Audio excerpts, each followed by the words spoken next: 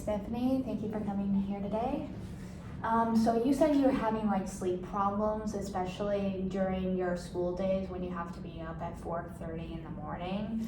So can you walk me through what your morning routine looks like on your school days? So school days, my alarm goes off between 4 and 4:30, and obviously get up, get going, and then usually leave the house by 5:30, 5:45 at the latest, and then go to school, go throughout the rest of my day, get home, homework, chores, family stuff, and then try to make sure I'm in bed between like 9 and 10 at the latest. Okay, so on your off days when you're not at school, like what's your daily routine of that?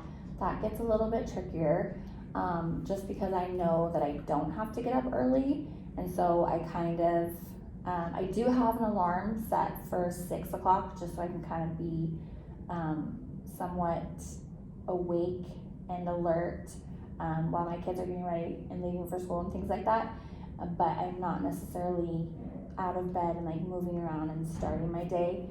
So once they leave, I can kind of fall back asleep rather than getting up and being productive. And then depending on when I need to be at work, which is usually between 9:30 and 10, I would say it's more of like a sluggish morning. So I can kind of procrastinate on things, and I don't necessarily have to be somewhere right away or do anything early in the morning. Okay. So do you have any habits in the morning that you enjoy? I used to be really good about getting up and walking. We have a road that goes through the entire neighborhood, and it's about 2 miles, and I used to be really good about getting up and walking that loop in the morning.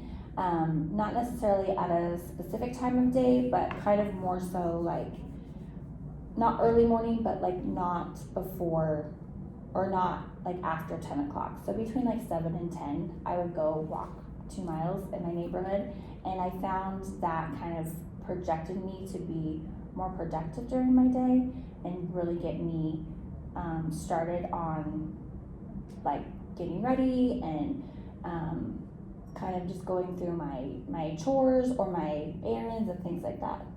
Okay, so your off days are a lot more trickier than your school days. So maybe it's probably because for your off days you just are like compatible to what you're used to every single day. Because like for me, I would get up around like 7 on Wednesdays and Fridays and 8 on Tuesdays and Thursdays, and you don't have that. You literally have a 2-hour separation time of waking up on your off and on days. So like, you ever thought of like maybe like putting it a little bit more compatible so you can like wake up easier? Yes, I have.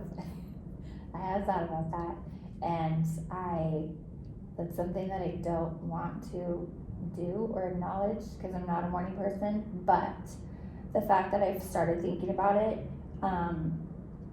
kind of just, I feel like it would give me the time to kind of be more productive around my house as far as like housework or chores and studying, because it's a quiet time and I'm not being distracted by other things. So that is something that I have started thinking about, and I'm kind of contemplating about doing that on my off days just because I know it's going to give me that time to kind of focus on things for myself. Okay. Are there specific obstacles that make it difficult to make it a routine, to follow a routine?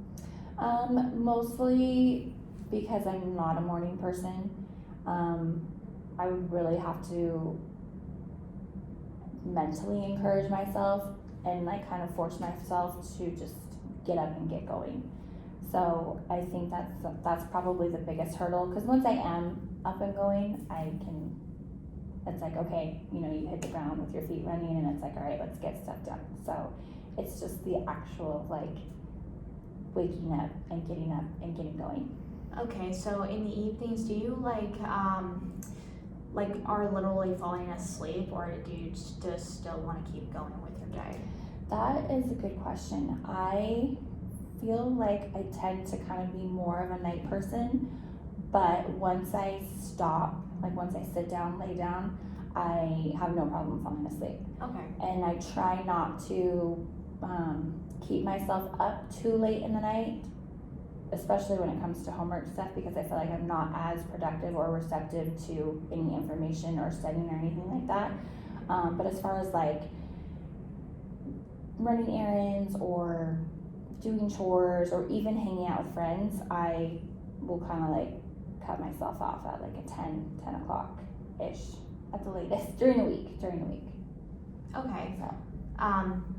So yeah, you are basically a night person, which is really what's making your morning routine a lot more struggle than your night routine. Yes, probably, yes. Okay, so do you have like any ideas on how to become a morning person than a night person? It's basically I have to kind of force myself. I think that's just what it comes down to. Okay. And just prioritize, like, this is going to be my new routine, I guess for the bettering of my of my scheduling. Okay. And how's your sleep quality? I feel like it's pretty decent. Like I said, I don't have a problem falling asleep. I feel like I stay asleep for the most part. I'm not necessarily a light sleeper, so I feel like my sleep quality is decent. I don't feel like I toss and turn. It's more of just, I feel like I have an overall good sleep I think that because you're a deep sleeper, you would like to sleep a lot more often, and you would just like to rather sleep in the mornings. Yes, or all the time. All right. But I know that's not possible, so.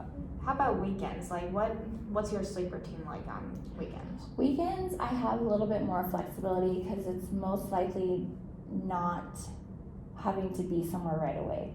So I do feel like the weekends I can kind of sleep in a little bit, take a little bit more time. Very rarely do I have anything scheduled kind of in an early morning on the weekends. There's no urgency. Unless there's like a sporting event for one of my kids. But for the most part, weekends are kind of like a chill atmosphere, not necessarily racing off somewhere or having to be somewhere. So you regenerate on weekends? Yes. Okay, so that's a good thing. So that way you can probably like gather more energy for yourself for the weekend before the week starts again. Yes. All right. Do you feel well rested when you wake up? During the week, yes and no. Physically, I feel rested. Mentally, I could probably go back to sleep, no problem. So I think that's more of like a selfish thing. Like, oh, I could totally go back to bed right now. But again, it has to be like by force. You have to force yourself to do all these things. Right. All right. So would it help if you set achievable goals in the mornings and track your progress? Yeah, I think that would be a good idea. I could see doing that. And I would probably start with small, simple goals, just so I can get in the routine of doing those things and then know that I can complete them and achieve them and then move on to the next one.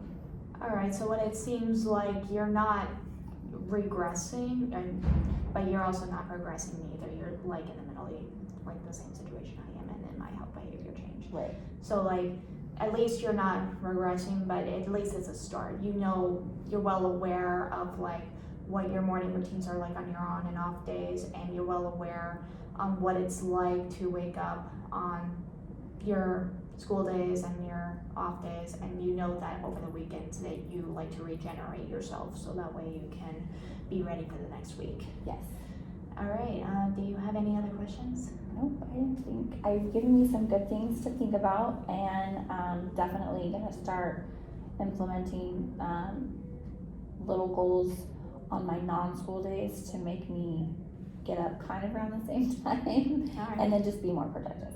All right. Thank you so much. Thank you.